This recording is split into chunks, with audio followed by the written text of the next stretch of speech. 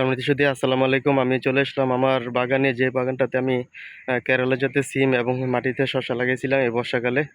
সিম গাছগুলো কিন্তু মাচার উপরে উঠে গেছে। দেখুন দর্শক, সিম গাছগুলো অত্যন্ত সুন্দর। আজকে আমি সিম গাছের বয়স 1 মাস 7 দিন, এই 37-38 দিন গাছে বয়সে কিন্তু গাছের সিম গাছগুলো কিন্তু মাচার উপরে উঠে গেছে। দেখুন দর্শক, হ্যাঁ, সমস্ত জমিটাতে কিন্তু মাচার উপরে সিমগুলো উঠে গেছে।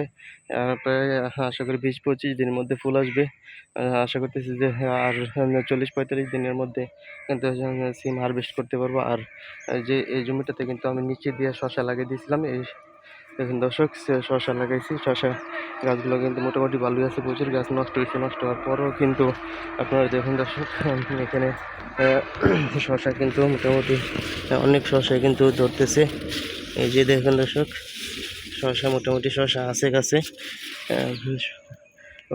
বাগানের সমস্ত জমি দেখতে মোটামুটি কিছু কিছু কিছু সব জায়গাতে কিন্তু কিছু কিছু শসা আছে।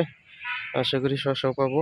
আর এই বর্ষাকালে এটা হচ্ছে এই শসাটা হচ্ছে এক্সট্রা ফলন, যা যে জমিটা কিন্তু পড়ে থাকতো, খালি পড়ে থাকতো, তারপরেও কিন্তু একটু মাটিতে টিকনি কাটিয়ে কিন্তু খ্যার বিছিয়ে দিয়েছিলাম এবং শসা লাগাই দিয়েছি। দেখুন দর্শক, যে শসা